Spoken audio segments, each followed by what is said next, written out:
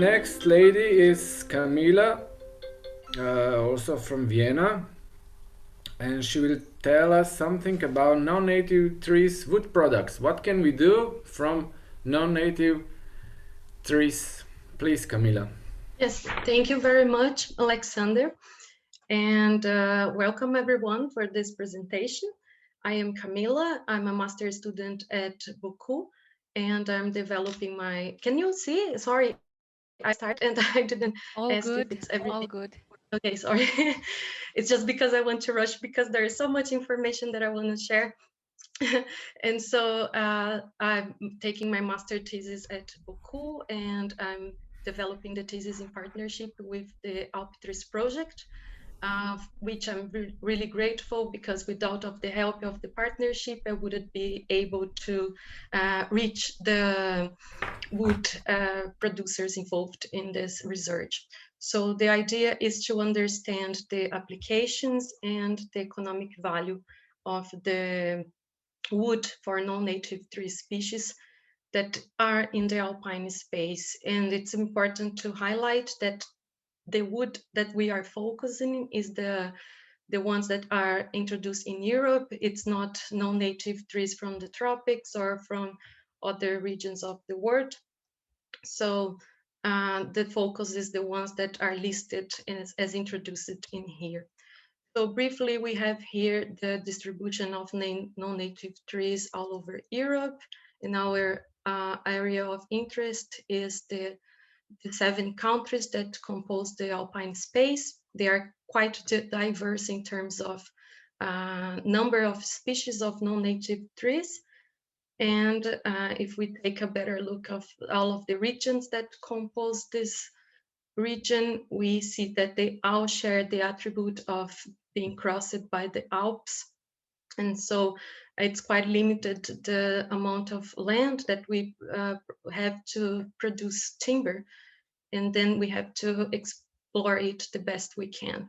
So the red arrows, they show the regions where I could access experts. We could connect through interviews, and I had in total interactions with 15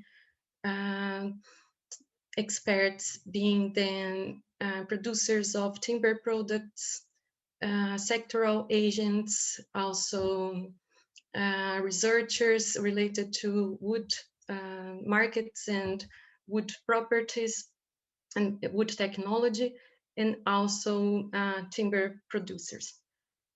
So the whole interaction mainly happened through online interviews because of the times and many reasons. They are quite spread all over the space. So I could talk to them through semi-structured interviews, that are interviews that they have a framework to give a guidance, but not necessarily. It opens a space for um, um, things that can come up on the way. And Skype is good for that because we can record and download these presentations for free. And after that, we need to transform them into a written format, because recordings cannot be used as a source of as a data set.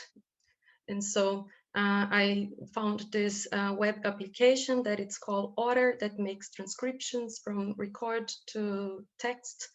And since we had 15 interviews with different shapes and structures, and sometimes the vocabulary is different from these experts, we had to find a way to do it, the analysis in a systematic way. And luckily nowadays there are tools for this kind of qualitative analysis of discourse and speech. And we opted for one of those, that is Atlas TI. It looks exactly like this. So you can input all your data set in here and start what it's called the coding process, that is trying to find patterns all over the conversations, and to bring up topics that they have been discussing. So just an example on how this can be organized in the end. We have a pool of what is called labels that define the information, and these labels, they can be organized into categories and subcategories and in bigger teams. And that's how we create this understanding of the species that were mentioned as being used in this in production of products in the Alpine space. So there were mentioned for about 25 species. Of each, 10 of them are really have been already used in some kind of production in the Alps. The others, they are mainly potential species. So this is the list of 10 species that they find or found in the past some opportunities to be used, and most of them, they are introduced in the Alps, not only for the silver maple and the Siberian larch, that I believe that they come directly from their origin, but also it's important to think that it's not because these species, they are in the Alps, they have been obtained in the Alps. Sometimes they can come from other regions of Europe. So that's an important aspect to consider. So from this list of species, I also find a list of timber products that the Casco project, that it's another Alpine Space project, they released, they made a survey to see what kind of products have been produced in the Alps. So they found this list, and from this list, I could find applications of at least 5 different sectors for non-native tree species. So the 2 first are pretty obvious, but the timber for outdoor application was something that catch attentions, because non-native tree species have been used not only for making decks or playgrounds, but also for building boats or bows, and also surfboards. That's very interesting. And in the wooden floor sector, it's the packaging sector. The 2 companies that I could talk to, they mentioned that they always have in their portfolio at least 3 species of non-native trees to offer to the customers. And also I could talk to carpenters and woodworkers, and they shared their experience with some of those species as well, including in here also the manufacturers of musical instruments. So this is the network that Atlas TI allow us to create, that connects the species with the uses that were mentioned in the interviews. So yeah, so after gathering all the species and all the products that they mentioned, we can make the link in between them and understand which species can be used for what. So now that we took a look at the species and applications, it's important to talk about the economic value, that's the main goal. So first, what is economic value? There are lots of definitions around, but I like to think of that as all the attributes that a product has that make customers go for it.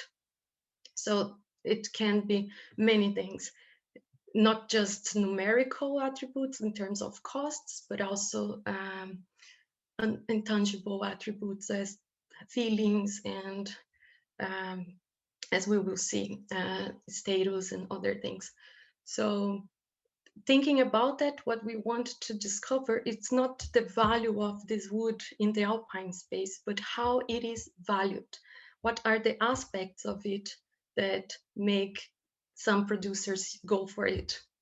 And I found 2 authors, 2 business experts, that they developed a list of 9 possible values that a potential customer can think about when deciding for a specific product.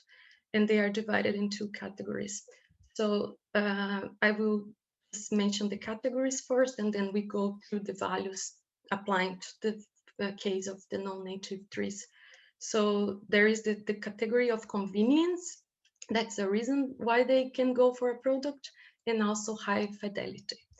So in the category of convenience, we can see that in terms of ease of use, non-native trees were positively scored because they offer the wood properties that are needed for the treatment and the processing of wood. Like they can use their traditional techniques for processing it and treating it in terms of impregnation of substances and drying properties, and they don't mention any difficulties on dealing with this normally. And also another important feature, it's the speed, that it tells us how fast we can have access to a product. And in this term, there are two things to consider. The first one is that they are fast growing species. So that's good because the biomass availability can happen sometimes in 3 or 5 years. You can have the wood available for harvesting.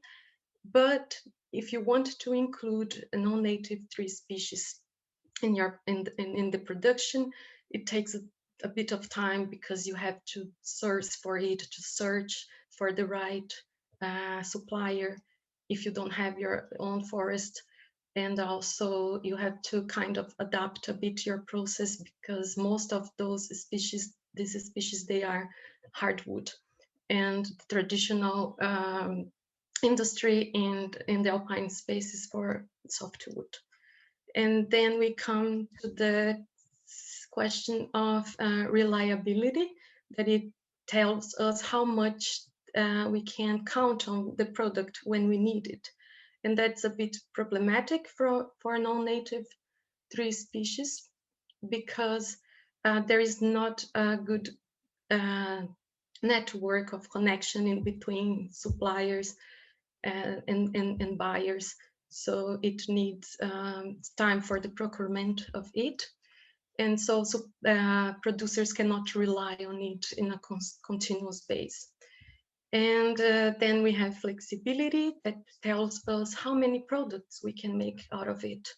And this has been subject to research or experimentation, and the non-native trees, the wood, it has been showing successful usage. Many products can be made out of it, but the problem is that they can just be made in a small scale because of the availability of wood in this region. So last slide is about the high fidelity category for economic values. So in this case, we can see that non-native trees, they, in terms of efficacy, that it tells us how well they work. They were evaluated in 2 points. In terms of quality for process, that means how good is the wood from the field for our application. So this is not so good because there are lots of complaints about the quality of the wood, and it's basically connected to forest management. But they would come with knots, or the logs are crooked, or they are in decay. But in terms of products that can be built, the products are well evaluated in terms of durability and resistance, and yeah, in these terms. So then we go to the aesthetic appeal, that it's one of the strongest attributes of non-native tree species. They are said to be beautiful, to be pleasant, and that's the main reason why they came to the market, because customers, they have their own preferences, and they wanted to have a specific color of a specific pattern of wood, and they offer a possibility of diversing the range of optics for the wood. And then we have the price. It's an important aspect for them, for everyone, of course. And the wood price of non-native trees, it obeys the basic market rules of supply and demand. If demand goes high, so prices go high as well. But what has been happening is that demand is not changing over time this much, so prices are kind of stable all over the last years. And it also depends, the price depends on the quality of the wood. So the same species, you can find good logs that they are valued in thousands of euros, and bad logs that they just go to field wood and they not value so much. And in terms of status, that means how others perceive non-native trees, we can see that the reliability is not a good point. We cannot trust on them for having a production just with them. And also they are considered to be only used in specific applications. But they recognize that some active actors are collecting benefit of it. Last of all is the emotion. It's like how they feel about using non-native tree species. So most of the interviewees, they are very enthusiastic.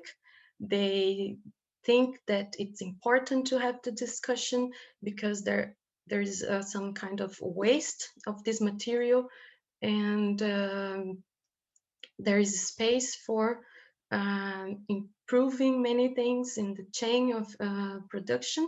And also some of them are even promoters of initiatives that investigate wood properties, or they have their own trials, or they try to help to build this integration in between suppliers and buyers. But of course, there are those that they are very skeptical. They don't think that there is economic benefit for this wood, because the native ones are enough, and they have scalability and reliability and all these other things. But they agree that they can be important in ecological terms in the adaptation for climate change. So yeah, very fast, this is more or less what I've been found. And I'm open for questions and comments, and thank you very much. Thank you, Camila. Thank you for your economic aspect and usefulness of non-native trees. I know that your master thesis is not finished yet, so good luck. I'm sure it will be a nice thesis at the end.